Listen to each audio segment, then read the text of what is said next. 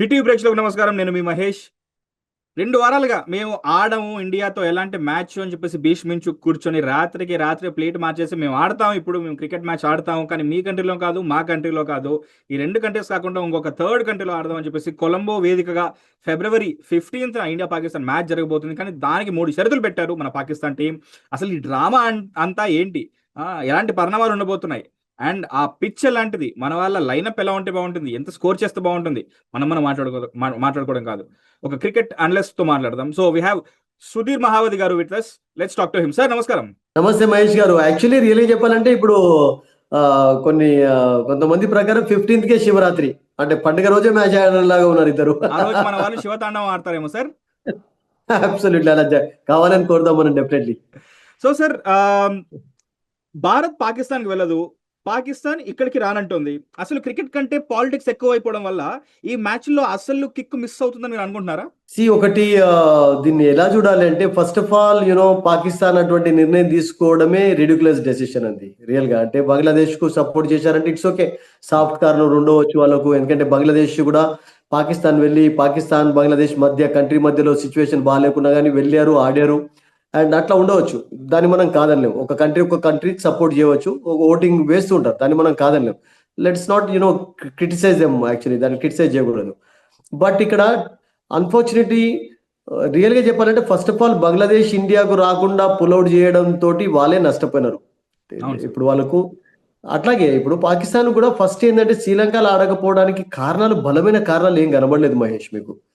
Security పరంగా ఏం problem ఉంది, ఇదేమన్నా 96 ఇన్సిడెంట్ ఏమైనా అయిందా, వేరే కంట్రీస్ రాకుండా ఉన్నాయా?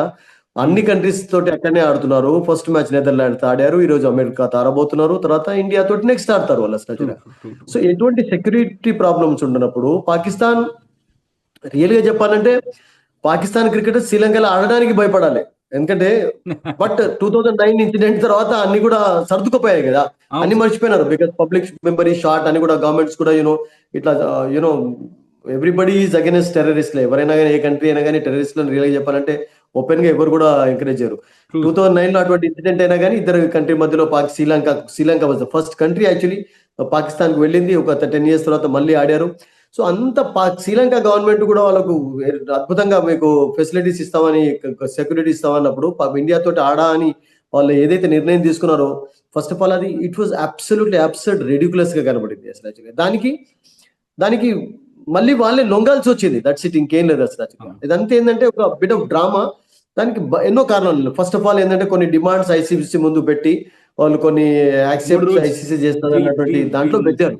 కానీ ఐసీసీ లొంగే ఛాన్సే లేదు అసలు. యాక్చువల్గా రియల్ గానే వాళ్ళు ఒకవేళ బాగా మొండిగా ఉండి, ఒకవేళ ఎందుకంటే ఇప్పుడు టైం కూడా తక్కువ ఉంది కనుక వాళ్ళు ఆడని పరిస్థితి ఏర్పడినట్లయితే they would have face lot of problems అండి అసలు. యాక్చువల్గా వాళ్ళకు ఫినాన్షియల్ గా కానివ్వండి, తర్వాత మిగతా విషయాల్లో చాలా చాలా ఇబ్బందులు ఉండేవి. ఎందుకంటే బట్ నాకెందుకు అనిపించిందంటే, ఇది అంతా కూడా ఒక చిన్న డ్రామా వాళ్ళు చేశారు, మ్యాచ్ కొనసాగుతుందని చెప్పి. సూర్యకుమార్ యాదవ్ 3-4 days క్రితమే మహేష్ ఒక హింట్ ఇచ్చాడు. ఏమందంటే our tickets have been booked, we're going అన్నాడు. ఎప్పుడైతే అతడు స్వయంగా కెప్టెన్ అన్నాడో నాకు అనిపించింది ఈ డ్రామా త్వరలోనే ఎండ్ అయిపోతుంది. ఒక ట్రైపార్టైట్ మీటింగ్ పెడతారు డెఫినెట్ గా, అది నామినల్ గా పెట్టాల్సిందే. అందులో బంగ్లాదేశ్ ఎందుకు ఇన్వాల్వ్ అవుతారంటే, బికాస్ బంగ్లాదేశ్ కూడా ఇప్పుడు పుల్అవుట్ చేసింది, అండ్ అట్లా కాకుండా పాకిస్తాన్ సపోర్ట్ బంగ్లాదేశ్ కు చేసింది కనుక వాళ్ళను కూడా మీటింగ్ లో ఇన్వాల్వ్ చేయాల్సి వచ్చింది అసలు.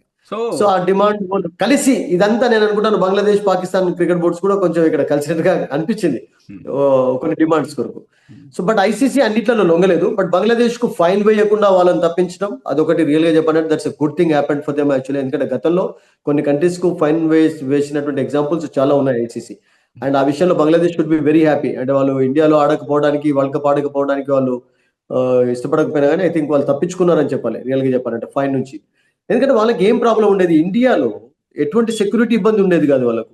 పాకిస్తాన్ ఆడింది 2011లో ఆడారు, సీరియస్ సిచ్యువేషన్ ఉన్నప్పుడు. 23లో వచ్చారు, ఆడారు. వాళ్ళకి ఏమైనా ప్రాబ్లమ్స్ అయినాయా? ఇండియన్ స్పెక్టేటర్స్ ఏమైనా వాళ్ళు నష్టం చేకూర్చారా? ఏది చేకూర్చారు? బికాస్ ఇండియాలో అటువంటి గుణం ఫస్ట్ ఆఫ్ ఆల్ ఎవరికి లేదు. మనం రియల్ గా చెప్పాలంటే ఇండియన్స్ ఉన్నటువంటి ఒక మంచి గుణం ఏంటంటే, మళ్ళీ మనం ఆతిథ్యం ఇస్తుంటాం, మనం ప్రేమిస్తుంటాం అసలు. యాక్చువల్గా అది ఇండియన్స్ ఉన్నటువంటి గుణం. అది అంటే మన కల్చర్ లో అట్లా అందరం కూడా అట్లా అవుతుంది. అంటే మనం క్షమించే గుణం ఉంది ఇండియన్స్ కు రియల్ గా చెప్పాలంటే అబ్సల్యూట్లీ. సో దాన్ని వాళ్ళు కొంచెం లీనియంట్ గా తీసుకొని కొంచెం ఏదో చేద్దాం అనుకోవడం అనేది ఇట్ వాజ్ అబ్సల్యూట్లీ రిడిక్యులస్ అండి. సో ఎమోషన్ పరంగా సెంటిమెంట్ పరంగా ఇండియా పాక్ మ్యాచ్ అంటే మనకు అది ఆ కిక్ వేరు, ఆ హై వేరు. సో ఎలాగన్నా గెలుస్తాం అన్న దీంట్లో మనం ఉంటాం, అలాగే ఆడతాం కూడా. సో ఈసారి మనం ఇద్దరితో ఆడబోతున్నాం. మీరు ఒక సీనియర్ స్పోర్ట్స్ అనలిస్ట్గా అండ్ కామెంటేటర్గా మీరు చెప్పండి, లైక్ బీసీసీఐ తనకున్న ఆర్థిక బలంతోనో లైక్ ఐసీసీని శాసిస్తుందని, దీనివల్ల పాకిస్తాన్ క్రికెట్ ఏమన్నా అణగారిపోతుందన్న వాదనలో వాళ్ళకి ఏమన్నా వాళ్ళు చెప్తున్నారు కదా, అందులో ఏమన్నా నిజం ఉందంటారా? నేను ఒక విషయం క్లియర్ గా చెప్పాను మీకు మహేష్. అసలు యాక్చువల్ గా ఇప్పుడు మనం ఇండియన్స్ ఉన్నటువంటి ఒక మంచి గుణం విషయం మనం మాట్లాడుకున్నాం. అవును సార్. బీసీసీఐ అందరినీ సపోర్ట్ చేస్తూ వచ్చింది కానీ ఎవరినైనా కానీ అసలు యాక్చువల్ గా నష్టపడుతూ వస్తూ వచ్చింది. బీసీసీఐ అఫ్ కోర్స్ ఒక స్ట్రాంగ్ అడ్మినిస్ట్రేషన్ దానిగా తయారు కావడానికి కూడా ఎంత కష్టపడాల్సి వచ్చింది చెప్పండి.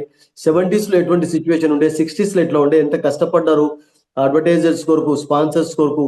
క్రికెటర్స్ కూడా 25 రూపాయలకు రంజీ ట్రాఫీ ఆడినటువంటి రోజులు లేవా? అంటే అవును సార్. అంటే మొదటి నుంచి కూడా నల్లిరి పైన నడకలాగానే కొనసాగిందా బీసీసీఐ ఒక అడ్మినిస్ట్రేషన్ చెప్పండి? లేదు. They had to work very hard ప్రతి ఒక్క దాని విషయంలో. కానీ ఒక స్ట్రాంగ్ అడ్మినిస్ట్రేషన్, ఒక యునైటెడ్ గా ఉండి ఎన్ని ఇబ్బందులు ఉన్నప్పటికీ కూడా వాళ్ళు ఎదుర్కొని దానికి అఫ్ కోర్స్ బీసీసీఐ ఇలా స్ట్రాంగ్ అడ్మినిస్ట్రేషన్ గా కావడానికి ప్లేయర్స్ ను మనం మెచ్చుకోలేం.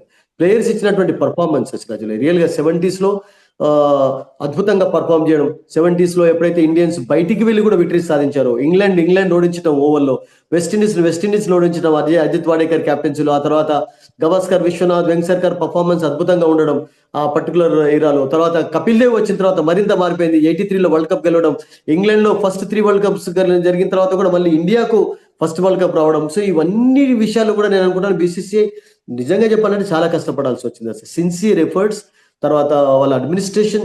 ఎందుకంటే ఇప్పుడు చూడండి, ఇప్పుడు అడ్మినిస్ట్రేషన్ స్ట్రాంగ్ గా ఉన్నప్పుడు మీకు ఏ ప్రాబ్లం ఉండదండి అసలు ఏ విషయంలో కూడా. మీకు గవర్నమెంట్ విషయంలో కూడా గవర్నమెంట్ అడ్మినిస్ట్రేషన్ స్ట్రాంగ్ గా ఉందంటే మీకు ఎటువంటి సమస్యలు ఉండవు సెక్యూరిటీ పరంగా కానీ ఏ విషయంలో. సో బీసీసీఐ అడ్మినిస్ట్రేషన్ అంత గొప్పదండి. వాళ్ళు ప్రతి వాళ్ళని కూడా ఎంకరేజ్ చేస్తారు. మీరు చూడండి, ఇప్పుడు ప్రతిసారి కూడా మనం మ్యాచ్ ఎప్పుడు చూస్తూనే ఉన్నాం కదా, 100 రన్లు కాగానే 100 కిట్స్ అంటున్నారు, 50 రన్స్ కాగానే 50 కిట్స్ అంటున్నారు. ఇవన్నీ కూడా స్ప్రెడ్ చేయడం లేదా? అందరికి చెందాలి అని చెప్పి, అసలు యాక్చువల్గా ఫెసిలిటీస్ అందరికి ఉండాలి అని చెప్పి.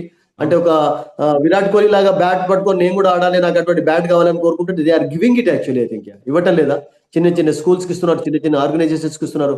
సో బీసీసీఐ ఫండింగ్ ద్వారానే కదా ఇప్పుడు ఐసీసీ పాకిస్తాన్కి ఎక్కడి నుంచి మనీ వస్తుంది? ఐసీసీ ఇస్తుంది కదా. బీసీసీఐకి ఏం ఐసీసీ ఇవ్వటం లేదు కదా. ఇదంతా కూడా బీసీసీఐనే చేస్తుంది కదా అసలు. సో అంత మంచి ఉదాత్త గుణం ఉండి ముందు నడిపించడంలో బీసీసీఐ ఎప్పుడు ముందుంటది కానీ ఎప్పుడు వెనుకకుండదు. సో వాళ్ళు చేసే పనులన్నింటినీ కూడా అబ్సల్యూట్లీ మనం అప్రిషియేట్ చేయాల్సింది. దాని కొరకు చాలా కష్టపడాల్సి వచ్చింది. అండ్ వాళ్ళు బీసీసీఐ కోరేది ఏదైనా కానీ సక్రమంగా, సాఫీగా, సజావుగా కొనసాగాలి అని కోరుతుంటారు.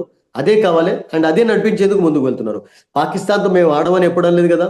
ఏషియా కప్లు ఆడలేదా? ఛాంపియన్స్ ట్రాఫీలో ఆడలేదా? ఆడారు కదా. అండ్ పాకిస్తాన్ కూడా అండర్-19 వరల్డ్ కప్ తర్వాత దానికంటే ముందే డెసిషన్ తీసుకున్నారు. మరి అండర్-19 వరల్డ్ కప్ లో లాస్ట్ లీగ్ మ్యాచ్ ఎందుకు ఆడారు చెప్పండి అసలు? యాక్చువల్గా they should have played that also actually. ఎందుకు ఆడాల్సి వచ్చింది వాళ్ళకు? ఒక చిన్న హోప్ కనబడింది.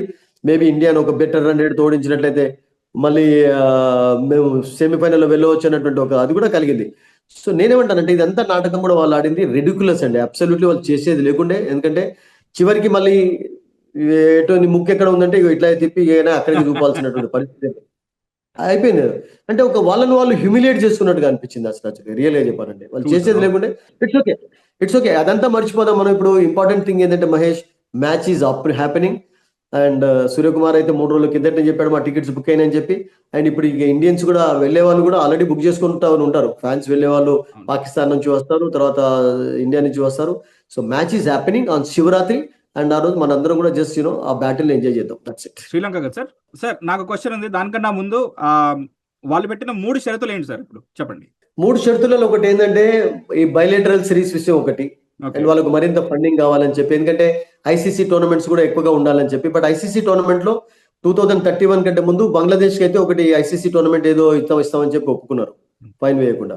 అండ్ వాళ్ళకు ఫైన్ ఎందుకు వేయలేదంటే ఇట్స్ ఓకే వాళ్ళ సెక్యూరిటీ కారణం పరంగానే వాళ్ళు ఆడకపోవడానికి ఇష్టపడ్డారు కనుక దాన్ని కొంచెం లీనియెంట్ గానే చూసి అసలు ఏం ప్రాబ్లం లేదు. అంటే ఇండియా, పాకిస్తాన్, తర్వాత బంగ్లాదేశ్ మధ్యలో ఒక ట్రై సిరీస్ ఉండాలి. తర్వాత బైలేటరల్ సిరీస్లు కొన్నిసార్లు బైలేటరల్ సిరీస్లు జరగటం లేదు కదా ఇండియా పాకిస్తాన్ మధ్యలో. సో వాటి కొరకు, ఎందుకంటే అవి జరిగినట్లయితే డెఫినెట్లీ రకరకాలుగా వాళ్ళు బెనిఫిట్ అవుతారు, మనం బెనిఫిట్ అవుతాం. సో అది కంటిన్యూ కావాలంటే వాళ్ళు రియల్ గా చెప్పాలంటే వాళ్ళ యొక్క రియల్ ఉద్దేశం ఏంటంటే క్రికెట్ రిలేషన్స్ ఇండియా తోటి కంటిన్యూ చేయాలి, ఇండియా పాకిస్తాన్ రావాలి, పాకిస్తాన్ ఇండియాకు వెళ్ళాలి, మ్యాచ్లు జరగాలి అన్నటువంటి ఒక క్లియర్ ఇంటెన్షన్ వాళ్ళది కనబడింది. అంటే లోపల పాపం తడపడాయించడం అంటాం కదా, వాళ్ళు అసలు యాక్చువల్గా రియల్ గా పాపం అనుకుంటున్నారు. అందులో తప్పేం లేదండి. ప్లేయర్స్ మధ్యలో ఎప్పుడు కూడా ఎటువంటి ప్రాబ్లమ్స్ లేవు. ఇప్పుడు అవును చూడండి సార్. గవర్నమెంట్ అంతా అగెనిస్ట్ గా ఉన్నప్పటికీ కూడా మీకు వసీం అక్రమ్ కానీ షోయబ్ అఖ్తర్ కానీ ఇండియాకి అగెనిస్ట్ గా లేకుంటే మాట్లాడడానికి మీకు కనబడిందా? కొంతమంది ఎవరో ఇద్దరు ఉన్నారు, సాయిద్ అఫ్రీద్ లాంటి ఉంటారు, ఉండరు అని కాదు, ప్రతి దాంట్లో కూడా చెడు. బట్ మాక్సిమం ప్లేయర్స్ కూడా దీన్ని అపోజ్ చేసి ఇండియా పాకిస్తాన్ మ్యాచ్ జరగాలి, క్రికెట్ జరగాలి, స్పోర్ట్స్ పాలిటిక్స్ మధ్యలో ఇటువంటి ఉండకూడదని చెప్పి అంటూ వచ్చారు. కానీ nobody encouraged it actually. So bilateral series ఒకటి, అండ్ రెమ్యునరేషన్ హైక్ ఒకటి, అండ్ యా, ప్లేయర్స్ మధ్యలో సత్సంబంధాలు నెలకొల్పడానికి షేక్ హ్యాండ్ ఉండాలని చెప్పేసి కూడా అన్నారు. దాట్స్ ఓకేనండి. అదంతా జరుగుతుంటది, ఆటోమేటిక్ గా జరుగుతుంది, అది అయిపోతుందిలేండి, దాని విషయంలో ఏం ప్రాబ్లం లేదు. నేను అనుకుంటాను ఇప్పుడు పాకిస్తాన్ ఇండియా మ్యాచ్ లో అవన్నీ మర్చిపోతారు ఇండియన్స్ కూడా, పబ్లిక్ అవును మెమరీ సార్, కూడా ట్రూ. షార్ట్, దాంట్లో తప్పలేదు. మన ఇండియన్ అవన్నీ పెద్ద ప్రాబ్లం కాకపోవచ్చండి. షేక్ హ్యాండ్ అనేది మన ఇష్టం అండి. ఇప్పుడు నేను కొంతమందికి షేక్ హ్యాండ్ ఇస్తే, కొంతమందికి ఇవ్వదు. That's my personal this thing అండి. అసలు దాన్ని మీరు పర్సనల్ దాంట్లో ఎప్పుడు కూడా మనం ఇన్వాల్వ్ కాకూడదు. ఇప్పుడు క్రికెటర్స్ లో కూడా కొంతమంది షేక్ హ్యాండ్ ఇచ్చే వాళ్ళు ఉండకపోవచ్చు, నమస్తే పెట్టే వాళ్ళు. మన కల్చర్ నమస్తే అంటారు, నమస్తే పెడతాం, తప్పేముంది అసలు యాక్చువల్గా? హగ్ ఇవ్వాలని రూల్ ఏం లేదు కదా, మనం మనం against కూడా ఎక్స్పెక్ట్ వచ్చు చేసేది కదా. కూడా నమస్తే కదా సార్ అప్పుడు మనం. సో తప్పేం లేదు. మేబీ అవన్నీ పెద్ద కాకపోవచ్చు, అవన్నీ కూడా కొంచెం చిన్న చిన్నవే కానీ, బట్ రియల్ గా చెప్పాలంటే ఇప్పుడు మ్యాచ్ జరుగుతుంది, మ్యాచ్ విషయంలో మనం అందరం హ్యాపీగా ఉండాలి, because everybody just waiting for that battle, that's it. Okay sir, నేను నా క్వశ్చన్ అడగడానికి ముందు ఈ మూడ్ ని ప్లేస్ చేశాను అనమాట. అంటే ఇప్పుడు ఒకప్పుడు ఇండియా పాక్ మ్యాచ్ అంటే ఇద్దరు కెప్టెన్ల మధ్య ఒక యుద్ధంలో ఉండేది కదా సార్, ఇప్పటికే ఉంది కాదనట్లేదు. కానీ ఇప్పుడు మన ప్లేయర్స్ వాళ్ళతో నవ్వుతూ సెల్ఫీలు దిగుతూ కనిపిస్తున్నారు. ఈ ఫ్రెండ్లీ క్రికెట్ నేచర్ అయితే ఉందో దీనివల్ల ఆ పాత అగ్రెషన్ పోయిందని ఫ్యాన్స్ ఫీల్ అవుతున్నారు. As cricket analyst, like sportsmanship ఉండాలా, అగ్రెషన్ ఉండాలా when it comes to only India Pakistan match మళ్ళీ? ఐ డోంట్ థింక్ సో అండి. అంటే రియల్ గా చెప్పాలంటే వాళ్ళు కొంచెం అంటే ఒక కమ్యూనిటీ ఎందుకు, దానికి కారణం ఏమైపోయిందంటే ఇప్పుడు అందరూ కూడా కలిసి అంటే ఒక పాకిస్తాన్ తో పక్కకు పెట్టినట్లయితే, ఇప్పుడు చూడండి మీరు మ్యాచ్ అయిపోయిన తర్వాత, ఈవెన్ ఐపీఎల్ మ్యాచ్ అయిపోయిన తర్వాత కూడా చూడండి, ఇప్పుడు మొన్న స్మృతి మందాన జమీమాన్ చూసుకున్నాం మనం ఎగ్జాంపుల్. ఇద్దరు కూడా అపోజిషన్ క్యాప్టెన్సే కదా, ఢిల్లీకి ఈమె కెప్టెన్ గా ఉంది, ఆమె ఆర్సీబీ కెప్టెన్ గా ఉంది. మ్యాచ్ అయినంత వరకు మీరు అన్నట్టుగా ఆ సీరియస్నెస్ గా ఉంటే, ఆ మ్యాచ్ అయిన తర్వాత కూడా కొంచెం ఉండదని కాదు, మళ్ళీ ఇమీడియట్ గా వచ్చి వాళ్ళు కలుసుకొని వాళ్ళు మాట్లాడుకోలేదా? వాట్స్ రాంగ్ అనేది అంటే స్పిరిట్. అంటే నేనేమంటానంటే గేమ్ ను గేమ్ లాగానే చూడాలి. గేమ్ లో పెద్ద somebody losers somebody wins. Actually ఇప్పుడు 15th మ్యాచ్ లో ఇండియానే గెలుస్తుంది అన్నటువంటి కాన్ఫిడెన్స్ మనకు ఉంది, అందరికి ఉంది, గెలవాలని కోరుకుంటాం. ఈవెన్ పాకిస్తాన్ ఉంటుంది ఇప్పుడు ఆల్రెడీ. ఉంటది ఏదైనా సంథింగ్ జరిగి పాకిస్తాన్ మంచి పర్ఫార్మెన్స్ ఇండియా కంటే కనబరిచి వాళ్ళు గెలిచినట్లయితే we should appreciate that. What's wrong in that? For example Pakistan first batting చేసి 170, 180 కొట్టి ఇండియాని కొంచెం కష్టపెట్టి 130 కాల్ అంటే పాకిస్తాన్ బౌలర్స్ నిజంగానే చక్కగా బౌలింగ్ చేశారు, గెలిచారని అనడంలో తప్పే ఉంటుంది అసలు. యాక్చువల్గా we should appreciate that actually. అంటే మనం కూడా స్పోర్ట్ ను స్పోర్ట్ లాగానే చూడాలి. దట్ ఈస్ మై ఫీలింగ్ అండి. దాన్ని టూ పాలిటిక్స్ లో ఇన్వాల్వ్ చేయకుండా let us enjoy the game, that's it actually. Let us enjoy the game. ఆ కమ్యూనిటీ ఆ వాతావరణం ఆహ్లాదకరంగా ఉంటేనే బాగుంటుంది అనిపిస్తుంది నాకు అసలు. సో ఈ ఎందుకు శివరాత్రి గ్రడ్జెస్ డెవలప్ చేసుకోవాలి? ఎందుకు మీ మీద నాకు గ్రడ్జ్ ఉండాలి చెప్పండి అసలు? యాక్చువల్గా నా మీద మీకెందుకు గ్రడ్జ్ ఉండాలి? We all should be happy, అంతే కదా. అందరం హ్యాపీగా ఉండాలి, అందరం నవ్వుకుంటూ ఉండాలి, సంతోషంగా ఉండాలి, ఎటువంటి ప్రాబ్లమ్స్ కలగకుండా ఉండాలి. ఈవెన్ పొలిటికల్ ప్రాబ్లమ్స్ కూడా త్వరగా ఎండి అసలు యాక్చువల్గా కంట్రీస్ అన్ని కూడా కలిసి మంచి ఒక ఆహ్లాదకరమైనటువంటి వాతావరణం ప్రపంచంలో ఏర్పడినట్లయితే అంతకంటే కావాల్సింది ఏంటండి? మీరు ఓపెన్ గా మూవ్ కాగలుగుతారు. ఇప్పుడు గతంలో ఎలా ఉండేది అసలు యాక్చువల్గా మన తెలుగు రాష్ట్రాల్లో? రియల్ గా చెప్పాలంటే ఎక్కడికైనా పోతే అరే నక్సలైట్స్ ఉంటారా, ఆ ఏరియా పోతామా భయం అని ఉండదు, టెర్రరిస్టులు ఉంటారు. ఇప్పుడు అంటే ఏం లేదు కదా. అదంతే, అందరు కూడా రియల్ గా చెప్పాలంటే వాళ్ళు కూడా రియలైజ్ అయ్యి అందరు కూడా కలిసిమెలిసి ఉండడానికే ఇష్టపడుతున్నారండి ఎవరైనా కానీ. ఆ ఫీలింగ్ వచ్చింది రియల్ గా చెప్పాలంటే. అంటే అన్ని మర్చిపోయి మనం కలిసిమెలిసి ఉండడంలోనే, కలిసి ఉంటే కలదు సుఖం ఉన్న దాంట్లోనే అందరు వెళ్తున్నారు. And it's a good thing happening అండి. లెట్స్ జస్ట్ దాన్ని ఎంబ్రేస్ చేద్దాం, దాన్ని యాక్సెప్ట్ చేద్దాం. ఓకేనా? ఇప్పుడు అంటే పాకిస్తాన్ ఇండియా మధ్యలో ఫర్ ఎగ్జాంపుల్ పొలిటికల్ ప్రాబ్లమ్స్ కూడా అన్ని సాల్వ్ అయ్యి ఈ టెర్రరిస్టులు లేకుండా, భయం లేకుండా ఉన్నట్లయితే ఇంకా అంతకంటే కావాల్సింది ఏంటండి ప్రపంచానికి అసలు యాక్చువల్గా? బాగుంది సార్ ఊహ. యుఎన్ రాజ్యాలని కోరేది ఏంది అసలు యాక్చువల్గా? ఒక కంట్రీకి ఇప్పుడు ఏదో ఎంకరేజ్ చేస్తుంటారు కానీ వాళ్ళకి అందరు కోరేది కూడా సంఘటన శక్తి అన్నట్టు అందరూ యునైటెడ్ గా ఉండాలనే కోరుతారు కదా. రియల్ గా చెప్పాలంటే హ్యాపీగా ఉండడం ఇంపార్టెంట్ అండి. అండ్ అటువంటి వాతావరణం రియల్ గానే కంట్రీ మధ్యలో ఏర్పడినట్లయితే I will be the happiest person. మాట్లాడుతున్నారు నో రియల్ అండి. బికాస్ ఎందుకండి ఇవన్నీ కొట్లాటలు, టెర్రరిస్ట్ ఎందుకు? హ్యాపీగా ఉన్నంత వరకు ఒక ఎప్పుడు ఉన్నంతలో కూడా ఎప్పుడు ఏమవుతుందో తెలియదు, నెక్స్ట్ మూమెంట్ మనకి ఏమవుతుందో తెలియదు. హ్యాపీగా ఉందాం అసలు హ్యాపీగా ఉంచే ప్రయత్నం చేద్దాం. ఎందుకు కొట్లాడుకోవాలి? ఆ గ్రెడ్జెస్ ఎందుకు? చెయ్యిద్దాం, చేయి తీసుకుందాం, తప్పే లేదు అసలు. I think let's all create that atmosphere. ఆ ఆహ్లాదకరమైనటువంటి వాతావరణాన్ని మనం క్రియేట్ చేయడంలో మీడియా కూడా ఒక బిగ్ రోల్ ప్లే చేయాలని నేను కోరుతూ ఉంటాను. ఎందుకంటే మీడియా రోల్ కూడా కొంచెం కొన్ని విషయాలలో నేను ఐఎమ్ నాట్ హ్యాపీ యాక్చువల్లీ. నేను కొంచెం ప్రొవోక్ చేసేటటువంటి మీడియాస్ కొన్ని ఉన్నాయి. అట్లా చేయకుండా ఒక మంచి అద్భుతమైనటువంటి వాతావరణాన్ని క్రియేట్ చేసే ప్రయత్నం మీడియా చేసినట్లయితే కూడా నథింగ్ బెటర్ దాన్ దట్ అండి. సార్, పాకిస్తాన్, బంగ్లాదేశ్, ఇండియా ఇవన్నీ పక్కన పెడదాం సార్. విల్ గో టు కొలంబోకి వెళ్ళిపోదాం కాసేపు. ఒక 4 days ముందే అడ్వాన్స్గా వెళ్ళిపోదాం. సో పిచ్ ఎలా ఉండబోతుంది, అది ఎలాంటి పిచ్, ఏం చేస్తే బాగుంటుంది మీకు ఇప్పుడు యాజ్ అనలిస్ట్? లైక్ ఆల్రెడీ ఒక పిక్చర్ వచ్చేసి ఉండొచ్చు. సో ఏం సజెస్ట్ చేస్తారు మీరు? ఐ థింక్ మహేష్, ఇప్పటి వరకు చూసినట్లయితే శ్రీలంకలో మీకు కంపారిటివ్లీ స్లోవర్ వికెట్స్ ఉంటాయి. మీకు definitely spinners will play bigger role. ఆ రోజు వికెట్ ఎలా ఉంటుందో తెలియదు, బికాస్ సడన్ గా మీకు శ్రీలంకలో ఈ రోజు యూఎస్ఏ మ్యాచ్ కూడా కొంచెం వర్షం పడే ఛాన్స్, క్లౌడ్స్ ఉంటాయి, ఉంటుంటాయి అక్కడ అసలు యాక్చువల్గా. అంటే మంచి సీజన్ లో కూడా మీకు క్లౌడ్స్ ఉంటుంటాయి అప్పుడప్పుడు. అన్సీజనల్ రెయిన్స్ కూడా ఎక్కువగా ఉంటాయి సముద్ర తీరాల్లో ఉంటాయి కనుక. బట్ అక్కడ ఇండియన్ వికెట్స్ తోటి కంపేర్ చేసినట్లయితే కొంచెం స్లోగానే ఫస్ట్ మ్యాచ్ నెదర్లాండ్ పాకిస్తాన్ తీసుకున్నా కానీ, మీరు నిన్న జరిగినటువంటి ఐర్లాండ్ మ్యాచ్ తీసుకున్నా కానీ, ఐ థింక్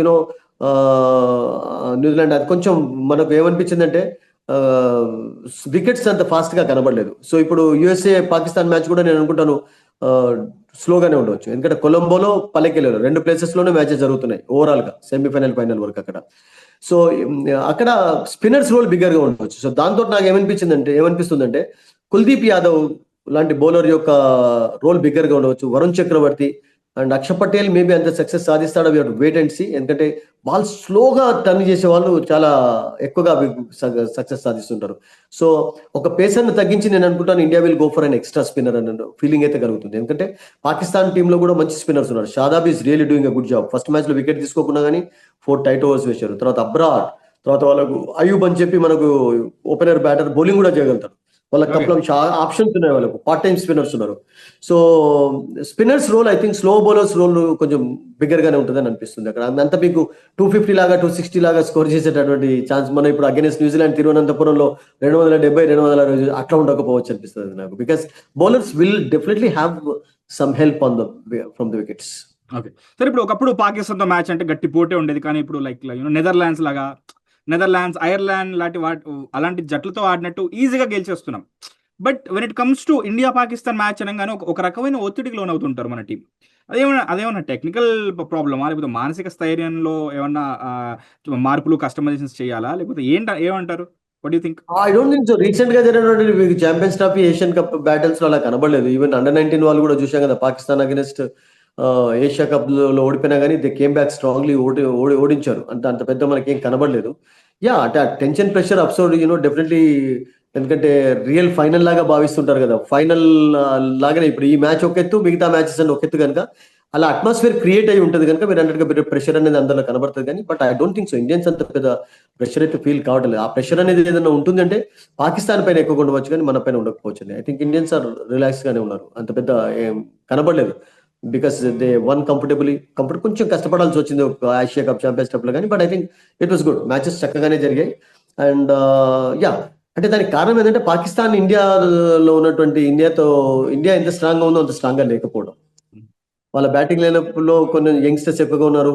ఇప్పుడు బాబర్ ఆజం అంటే ఆడుతున్నాడు, మళ్ళీ అతనికి ఛాన్స్ వచ్చింది. అంత ఇండియాకు ఉన్నటువంటి మీకు స్ట్రెంత్ వీళ్ళకు బ్యాటింగ్ లో లేదు. బౌలింగ్ లో అఫ్కోర్స్ ఉంది, లేదని కాదు.